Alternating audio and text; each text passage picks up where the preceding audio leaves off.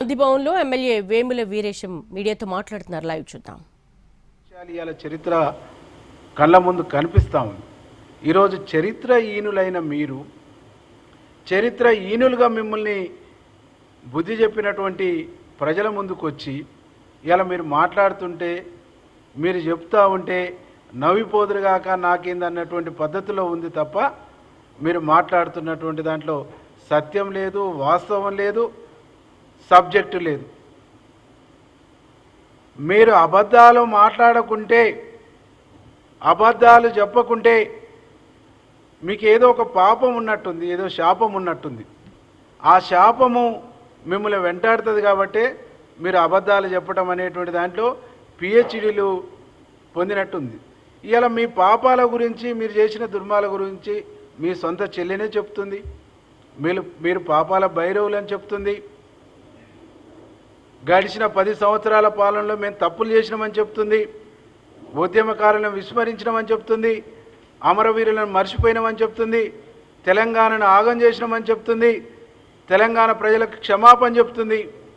ఇవాళ కేటీఆర్ నీకేమన్నా చిత్తశుద్ధి, నిజాయితీ ఉంటే 10 సంవత్సరాల పాలనలో మేం చేసినటువంటి అప్పులకు మా క్షమాపణ గిది, మేం చేసిన తప్పులకు మా క్షమాపణ గిది, మేం చేసిన పాపాలకు మా క్షమాపణ గిది, బంగారు తెలంగాణని, వజ్రాల తెలంగాణని ఒక దరిద్రపు తెలంగాణగా తయారు చేసినందుకు మమ్మల్ని మన్నించండి అని చెప్పేసి ప్రజల్ని మీరు కోరితే ప్రజలు మీ గురించి ఏమన్నా ఆలోచించడానికి స్కోప్ ఉన్నది. ఇవాళ మీరు అడ్డగోలిగా దొంగ సర్వేలు పెట్టి ఇక వచ్చేది మేమే, రాబోయేది మేమే, లేస్తే బతకరు వస్తే సస్తారు అనేటువంటి పద్ధతుల్లో మీరు మాట్లాడుతుంటే ఈరోజు నవ్వుకుంటారు. గ్రామాలలో ప్రజలు నవ్వుకుంటారు. 6 గ్యారెంటీలు అమలవుతుంటే వాళ్ళ కళ్ళు కనిపిస్తలేవా? ఇందిరమ్మ ఇండ్లు ఇంత గొప్పగా గ్రామాలలో నిర్మాణం అవుతుంటే వాళ్ళ కళ్ళు దొబ్బినాయా అని చెప్పేసి ప్రజలు అంటా ఉన్నారు. డబల్ బెడ్రూమ్ అన్నాడు, ఒక ఇల్లు ఇయ్యలేదు. ఇలా ఒక్కొక్క నియోజకవర్గానికి 3,500 ఇండ్లు ఇచ్చి మరొక 2,000 ఇండ్లు వస్తున్నాయి. ఏనాడు రేషన్ కార్డులు ఇవ్వలేదు, రేషన్ కార్డులు వచ్చినాయి.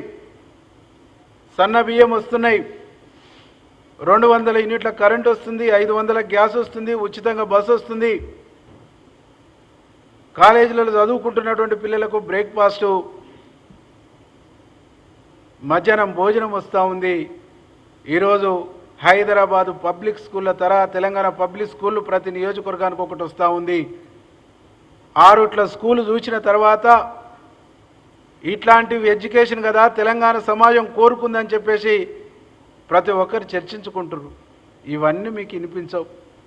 మీకేమైనా మా ముఖ్యమంత్రి కూర్చున్న సీఎం కుర్చీ, మీ దోపిడీ, మీ దుర్మార్గాలు, మీ యొక్క చీకటి సామ్రాజ్యం, ఇవి తప్ప ఇంకోటి వ్యాపకాలు మీకు కనిపిస్తలేవు. ఏం చేశారు మీరు? తెలంగాణను గంజాయి తెలంగాణ, డ్రగ్స్ తెలంగాణగా ఒక దుర్మార్గమైన కల్చర్ను మీరు చేశారు. తెలంగాణలో ఒక జనరేషన్ను ధ్వంసం చేశారు. మీరు ఒక జనరేషన్ను ధ్వంసం చేసి తెలంగాణను వినాశనం చేసి ఇవాళ ఒక దుర్మార్గులుగా మీరు తయారయ్యారు. మీ దుర్మార్గపు, మీ విధ్వంసపు, మీ అరాచకపు విధానాల మూలంగానే ఈరోజు ఈ రాష్ట్రము ఇప్పుడిప్పుడే లేచి నిలబడి తన అస్తిత్వాన్ని కాపాడుకునేటువంటి ఒక గొప్ప ప్రయత్నాన్ని మా ముఖ్యమంత్రి గారు చేస్తాం. Future city